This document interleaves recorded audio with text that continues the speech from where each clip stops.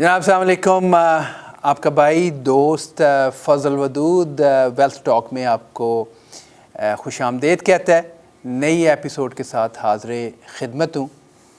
आज का टॉपिक जो है वो मुझसे, चूँकि मैंने थोड़ा सा पहले इसको डिस्कस किया था काफ़ी पहले, लेकिन आज इसको थोड़ा सा डिटेल में करेंगे क्योंकि इसके बारे में बहुत सारे क्वेश्चंस आते रहते हैं। टॉपिक है हमारा आज का डिसेबिलिटी इंश्योरेंस, और क्यों इम्पोर्टेंट है, इसमें क्या देखना चाहिए, इसमें इट्स अ टेक्निकल प्रोडक्ट, तो इसकी डेफिनेशन और इस किस्म की चीज़ें हम समझेंगे। और इसके साथ साथ एंड करेंगे प्रोग्राम, आपको छोड़े जाएंगे एक ख़याल के साथ, एक अच्छी बात के साथ। देखें जी, ये प्रोग्राम आपका है और ये मेरी अपॉर्चुनिटी है थ्रू इस मीडिया के आप बहन भाइयों से जिनसे अभी मुलाकात नहीं हुई, और बहुत सारे वो जिनसे मुलाकात हो चुकी है, कारोबारी या एक आपके पते की बात तो हम करते ही करते हैं रिलेटेड टू टेक्निकल साइड, चाहे वो इन्वेस्टमेंट्स हों या इंश्योरेंस हो, और इंशाल्लाह आगे भी करते रहेंगे। इसके साथ साथ थोड़ी सी हार्ट टू हार्ट, दिल से दिल की बात भी होनी चाहिए। आप हमारे बहन भाई हैं, कम्युनिटी में हम रहते हैं, काम करते हैं, इंटरेक्ट करते हैं, और जो मुझे जानते हैं, I am more of a relationship guy then a business person. तो मेरे ख़्याल में सिंसेरिटी और एक दूसरे के बारे में अच्छा सोचना और अच्छा शेयर करना वो ज़रूरी है। दाने पानी का और रिस्क का वादा तो अल्लाह का है, वो तो सबको मिल ही रहा है। मैंने अपनी ज़िंदगी में रिस्क के पीछे दौड़ के भी देखा और उसकी ना फ़िक्र करके भी देखा। अल्लाह ने बहुत दिया और शायद उस वक्त ज़्यादा दिया जब मैंने उसकी फ़िक्र कम की। तो चलें जी, आज का प्रोग्राम शुरू करते हैं। टॉपिक जैसे मैंने अर्ज़ किया वो है डिसेबिलिटी इंश्योरेंस। जैसे कि नाम से ज़ाहिर है कि डिसेबिलिटी इंश्योरेंस आपको एड्रेस करती है कि अगर आप डिसेबल हो जाएं, काम ना कर पाएँ, उस सूरत हाल में आपको पता है बिल्स तो नहीं रुकेंगे साहब, चाहे वो आपकी मॉर्गेज है या यूटिलिटी बिल्स या ग्रॉसरीज़ एक्सेट्रा एक्सेट्रा, वो तो चलता रहेगा। तो उसका बंदोबस्त करना यकीनी तौर पे हमारे लिए ज़रूरी है, और ये ज़रूरी उस वक्त और भी ज़्यादा हो जाता है जिस वक्त Canadian life health insurance institute, और आप दोस्तों को पता है कि मेरी एक बड़ा लंबा एक्सपीरियंस है अंडरराइटिंग में, इंश्योरेंस में, और मैं सिर्फ कोई सेल्स पर्सन नहीं हूँ। आई एम ए रिटायर्ड कह लीजिए अंडरराइटर और चीफ अंडरराइटर। तो मेरे पास जो डेटा होता है वो कैनेडियन लाइफ इंश्योरेंस इंस्टीट्यूट का है, किसी अपना कुछ का घड़ा हुआ नहीं है, ख़ुद का क्रिएटेड नहीं है, और उनके पास डेटा बड़ी क्रेडिबल सोर्स हेल्थ कनाडा, और उधर से उनको नंबर मिलते हैं। अगर उन नंबर्स को हम देखें एक मिनट के लिए तो बड़ा क्लियर हो जाता है कि जो डिसेबिलिटी इंश्योरेंस है उसकी हमें सबको बहुत ज़रूरत है। बिकॉज़ उनके डेटे के मुताबिक अगर आप उनकी वेबसाइट पे भी जाएं, और अगर कोई बहन भाई चाहें तो इंश्योर प्रो पे 905-607-5000 पे मुझे अपना ईमेल या फ़ोन करके ये पूरा आर्टिकल मुझसे ले भी सकते हैं। मैं प्रिंट करके लाया हूँ बेसिकली। उसमें वो ये कह रहे हैं कि 3 में से 1 बंदा, वा कैनेडियन, 1 आउट ऑफ 3 कैनेडियंस, वो बिफोर रीचिंग एज 65 लाइफ में एक दफ़ा एटलीस्ट 90 डेज़ और मोर, 3 महीने या उससे ज़्यादा की डिसेबिलिटी फेस करता है। ये उनके डेटा है, बेस्ड ऑन आज तक जो उनके पास रिकॉर्ड में है। तो अगर इतनी ज़्यादा रेशो है कि हर 3 में से एक आदमी या वर्किंग पर्सन मेल और a female going to face disability, then definitely हमारी जो investment and overall financial planning है लाइफ की, हमारे पास घर भी है, हम जमा भी कर रहे हैं, हमने RRSPs भी शुरू किए हुए हैं, TFSA भी है, कोशिश हो रही है कि एक के बाद दूसरा घर क्यों नहीं ले रहे, रेंटल इनकम आनी चाहिए, हर कोई इस दौड़ में लगा हुआ है।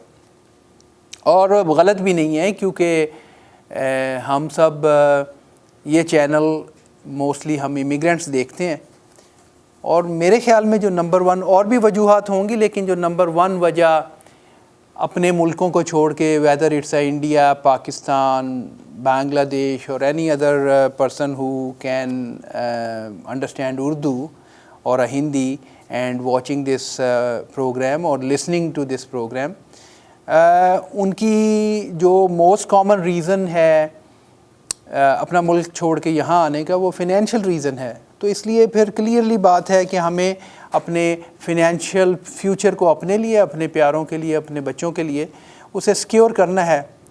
तो अगर यही बात है और अगर हमारे पास डेटा बता रहा है कि 3 में से एक ने एज 65, और एज 65 बड़ी इंपॉर्टेंट है, दिस इज़ द एज जहाँ तक एटलीस्ट हम एक्सपेक्ट कर रहे हैं कि हमने काम करना है।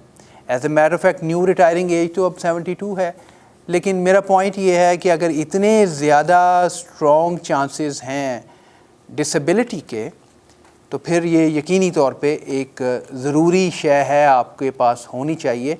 अदरवाइज़ क्या होगा, बिल नहीं रुकेंगे, या अपने TFSA में से पैसा निकालेंगे, RRSP से निकालेंगे, लाइन ऑफ क्रेडिट में से बोरो करेंगे, कुछ ना कुछ करेंगे तो बिल अदा करेंगे।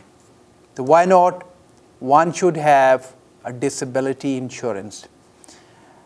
कितने में आपको मिल सकती है उसके लिए, और कौन सा प्लान बेहतर है, उसके लिए आप डेफिनेटली हमें कॉल कीजिए 9056075000।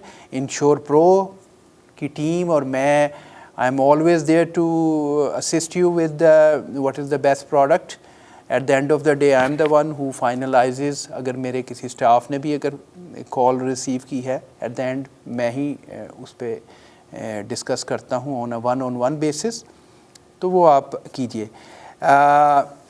चलें साहब, चंद चीज़ें जो कि बहुत ज़रूरी हैं आपको बतानी, उस पे चलते हैं।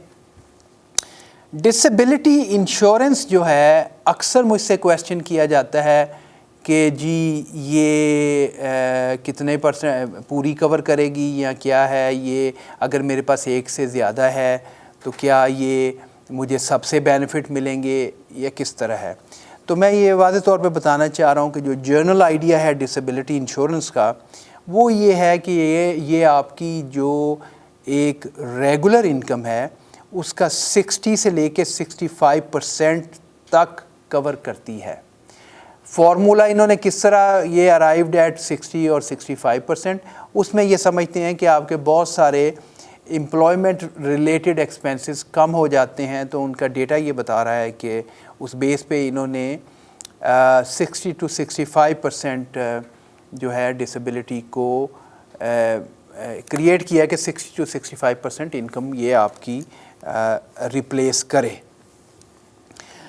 अभी जो है उसमें फिर इस तरह की बात आ जाती है कि what to consider when buying disability insurance.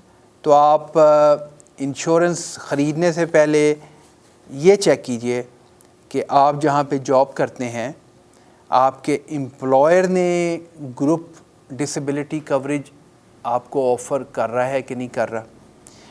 अच्छा, अब इसमें 2-3 चीज़ें हो जाती हैं कि अगर तो ऑफ़र हो रही है ज़रूर लीजिए, मगर उसमें चैलेंज ये बन जाता है कि क्या हमें अपनी जॉब की गारंटी है कि ये हमेशा चलती रहेगी। ये एक इशू बन जाता है। मानिए एक साहब के पास अच्छा ग्रुप इंश्योरेंस के अंदर डिसेबिलिटी प्लान मौजूद है, मगर क्या उसे पता है कि कल को अगर उसके पास जॉब नहीं है और फिर कोई चोट लगी तो उसका बंदोबस्त हो पाएगा कि नहीं? क्योंकि जॉब रखने पे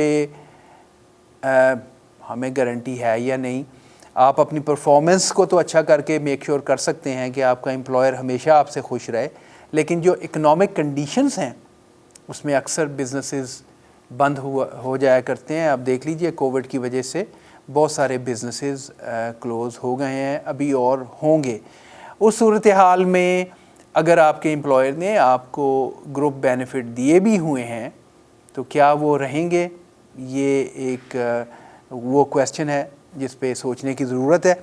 इसलिए अपनी प्राइवेट जो डिसेबिलिटी इंश्योरेंस है वो होना इट मेक्स सेंस, और ये इतनी ज़्यादा एक्सपेंसिव भी नहीं है।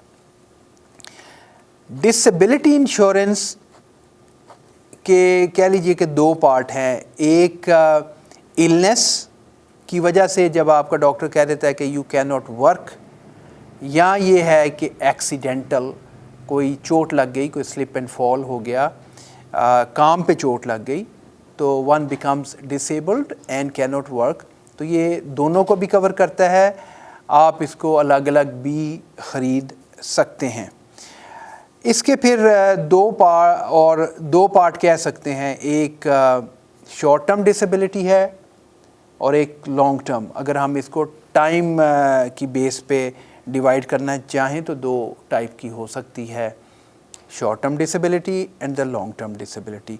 जो शॉर्ट टर्म डिसेबिलिटी है वो अप टू 6 मंथ आपको कवर करती है। Anything beyond 6 month is basically जो है वो लॉन्ग टर्म डिसेबिलिटी में फॉल करता है। मान लीजिए कि आपके पास एम्प्लॉयर की तरफ से भी डिसेबिलिटी नहीं है इंश्योरेंस और अपनी पर्सनल भी नहीं ली हुई, तो सम बेनिफिट्स ईआई भी देती है। उसके चंद रूल्स क्या हैं वो अभी डिस्कस हम कर लेते हैं।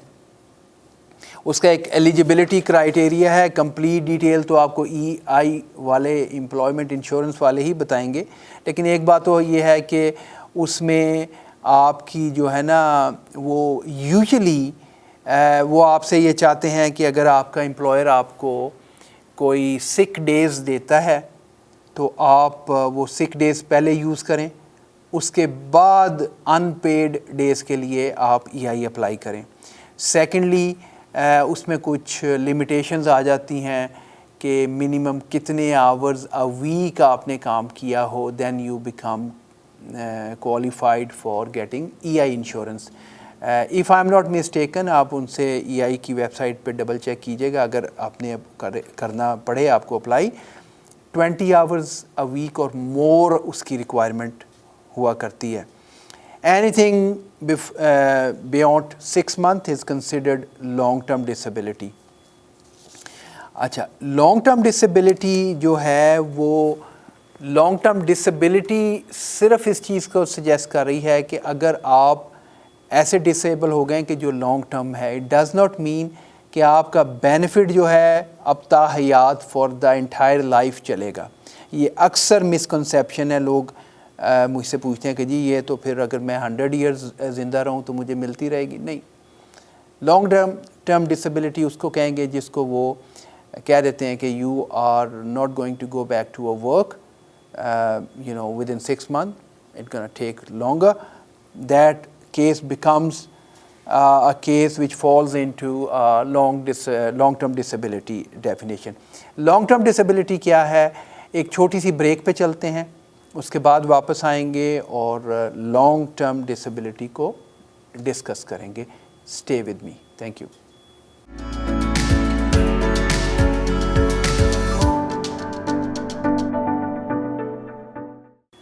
वेलकम बैक दोस्तों, आप वॉच कर रहे हैं या सुन रहे हैं वेल्थ टॉक।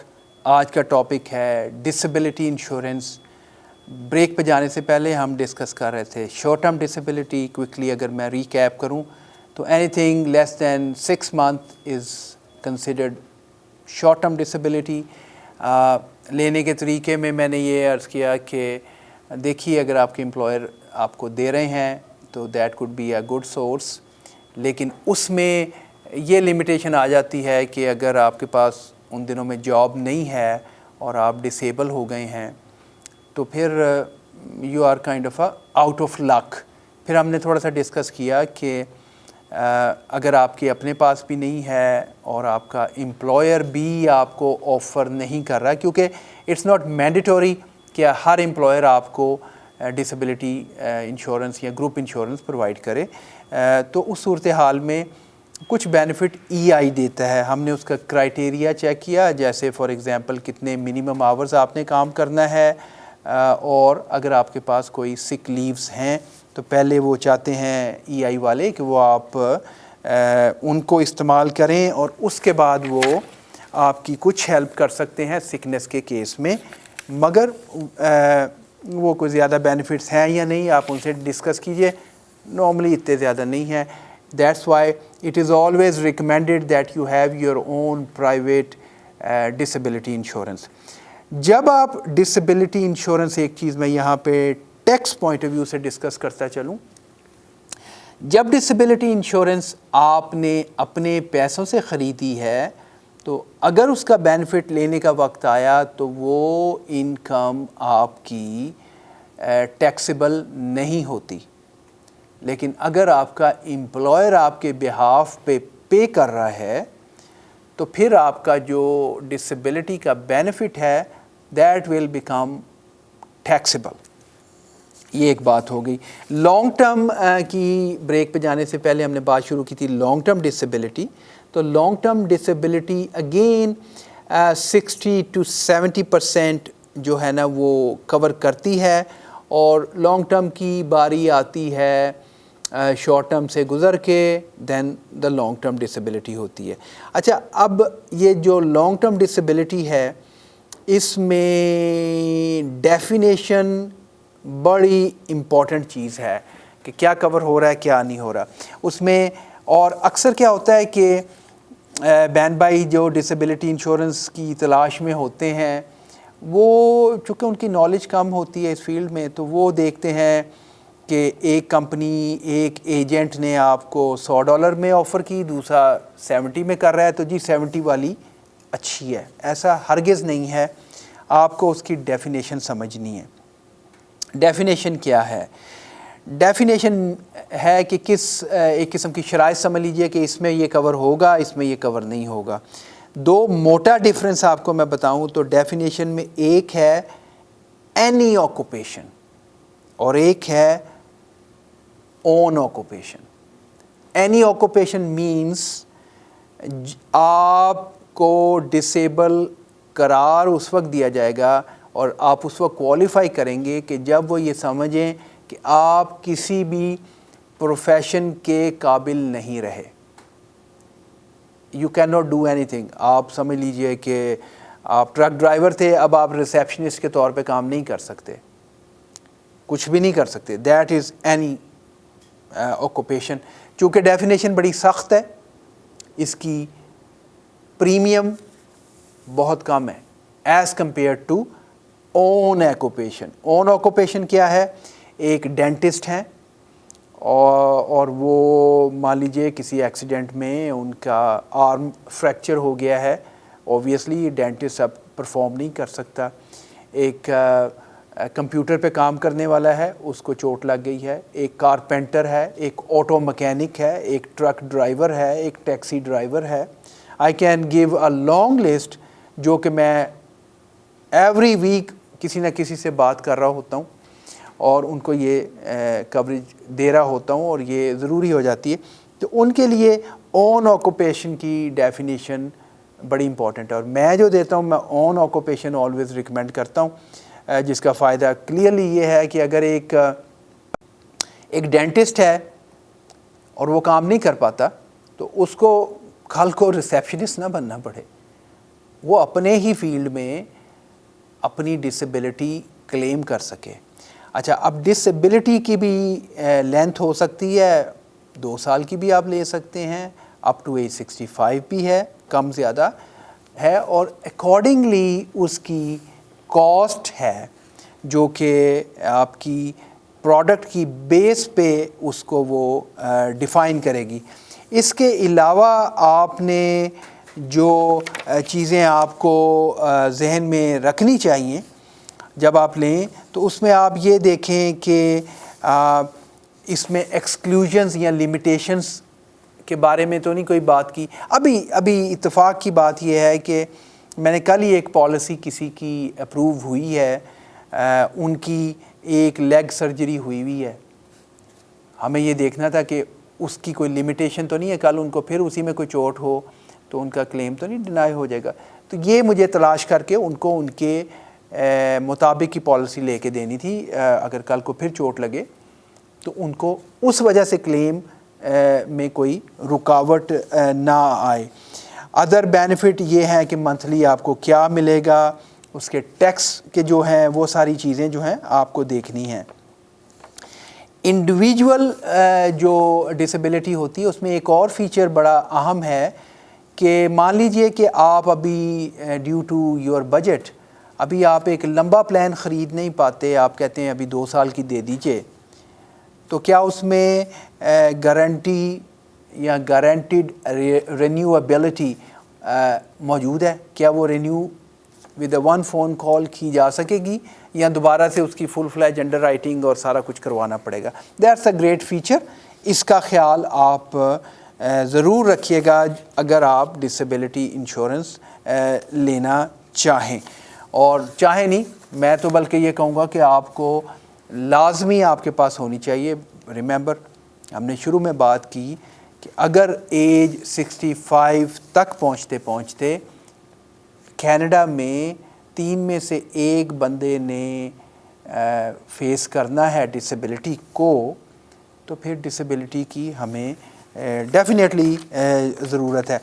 मैं अपने नोट्स देख रहा हूँ कि कोई इम्पोर्टेंट चीज़ तो नहीं रहेगी। वो पाकिस्तान में जब हम स्टूडेंट थे ना जी, तो जो लोग मेरा ख़्याल है पंजाब से हैं, पंजाबी समझते हैं, वो इस तरह समझेंगे कि वो हम कहते होते थे कि और यार मेरी बूटी कित्थे है। हम वो बूटियाँ बना के पेपर लिखने जाते थे। और जो मेरे दोस्त कराची से हैं वो गालिबन फर्रा यूज़ करते थे वर्ड उसके लिए।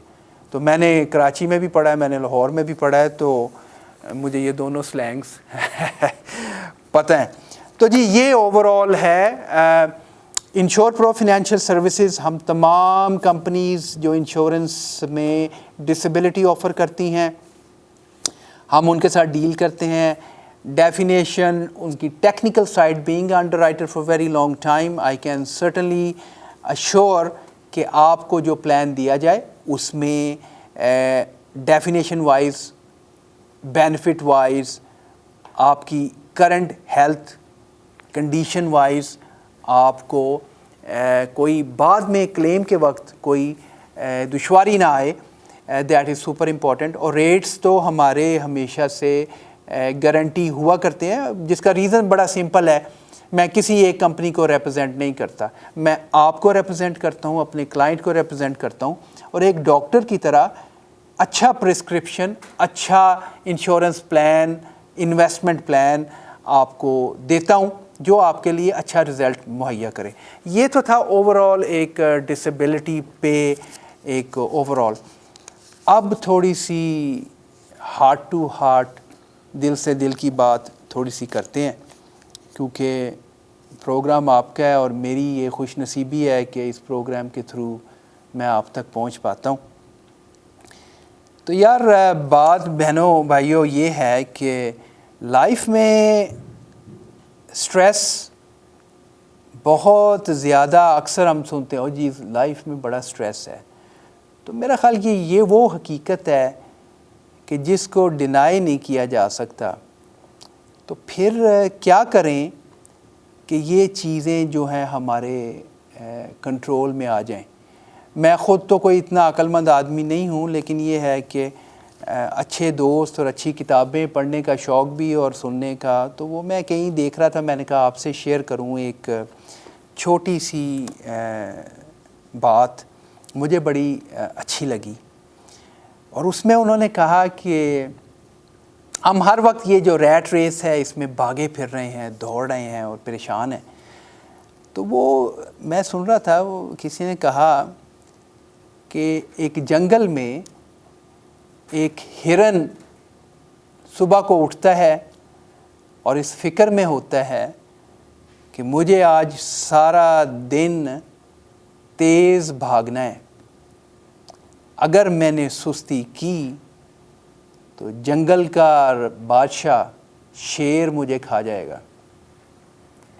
हम अक्सर समझते हैं कि यार वो जो बड़ा सेट है, बड़ी बड़ी गाड़ियों में फिर रहा है, बिज़नेस, वो बड़ी मौजें कर रहा है।